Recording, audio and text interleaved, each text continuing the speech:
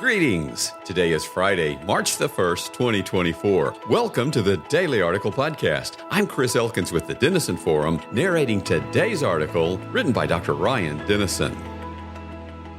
More than 100 Palestinians were killed, with hundreds more injured, after Israeli troops opened fire in a chaotic situation around the disbursement of food in Gaza yesterday. It had grown increasingly unlikely that the ceasefire President Biden hoped to see this weekend was going to happen, but the chances are all but gone in the wake of this war's latest tragedy. While details are still emerging, Israeli officials have said the soldiers issued only warning shots and that the casualties were the result of the ensuing panic and looting. Conversely, Dr. Mohammed Salah, the acting director of Al-Awada Hospital, said that most of the 161 wounded patients that his facility received appeared to have been shot. As with most stories in this war, the truth is difficult to discern and, ultimately, of little consequence to the way the nations will respond. For more on the situation in Israel, please see Dr. Jim Denison's The War in Israel, an online resource he recently updated to cover the rising threat of groups in addition to Hamas and where the war is likely going to go from here. You may also download the full updated ebook for free. Find links to these resources in today's episode notes. However, the Middle East is not the only place where the truth often falls victim to the narrative nations would prefer to believe. As countries continue to group into what appears to be an increasingly clear separation between America and its allies on one side and China, Russia, and those nations more sympathetic to their leadership on the other, India has thrived by maintaining some semblance of neutrality. While they're part of the BRICS group alongside China and Russia and have been among the largest buyers of Russian oil, India has also grown as one of America's most important partners in the area of technology and trade. In the process, they have become a nation that developing countries look to, particularly in the global South, as an alternative model to what is seen in the West or East. Perhaps that's why there has been relative silence from global leaders in the face of a dramatic increase in religious persecution throughout the nation. The Voice of Martyrs is an organization that tracks persecution faced by Christians around the world, placing nations that are antagonistic to the faith into one of three categories: area of concern, hostile, or restricted. India recently joined China, Iran, and others as a restricted nation, the Voice of Martyrs' most severe classification of persecution. Among the reasons given were policies that forbid the conversion of Hindus in several Indian states. These laws have been used to target pastors, church planners, and evangelists.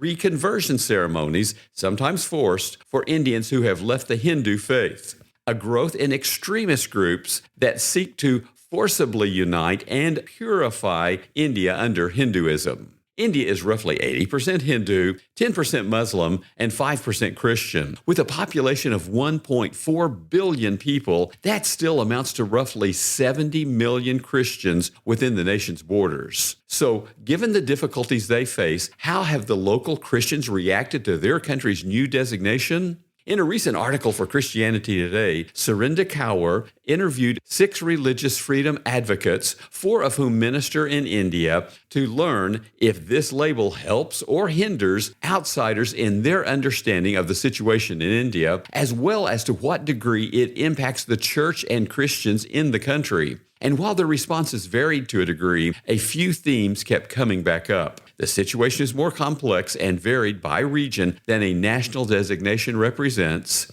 The government has enabled, though not necessarily sanctioned, many of the most troubling trends over recent years.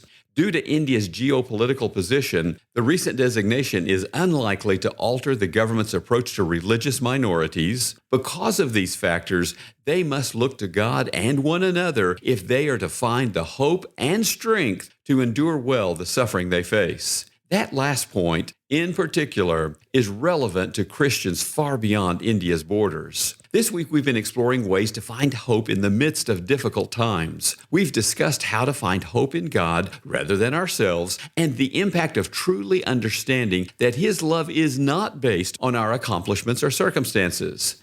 Then we saw how God's redemption enables us to find hope in the midst of pain, and how our job is then to share that hope with others. Today, I'd like to conclude that discussion with this reminder. Our ultimate source of hope in this world is the fact that something far better awaits us on the other side of it. Now, that hope is not intended to devalue the importance of this life or to minimize the trials we face as we navigate it. But it can put those troubles in perspective and give us the strength we need to persevere in spite of them. The Apostle Paul put it this way, "For me to live is Christ, and to die is gain." Philippians 1, verse 21. You see, Paul worked to support himself, invested in relationships with those around him, and genuinely appreciated the opportunities that God brought his way. But none of that became his source of hope, identity, or purpose. Those he kept securely fixed in the life to come. As a result, God was able to do truly remarkable things through him and help others experience the power and presence of Christ in ways that drew them to our Lord. The question we have to ask ourselves, and I mean truly wrestle with, is to what degree can we say the same?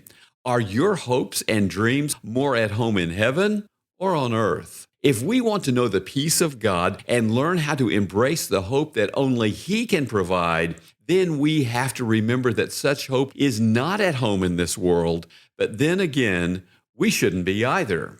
Where do you feel most at home today? Listeners like you support Denison Forum's mission to deliver news discerned differently. As a ministry nonprofit, we are fully donor supported. To partner with us, please donate today using the donate link in our show notes.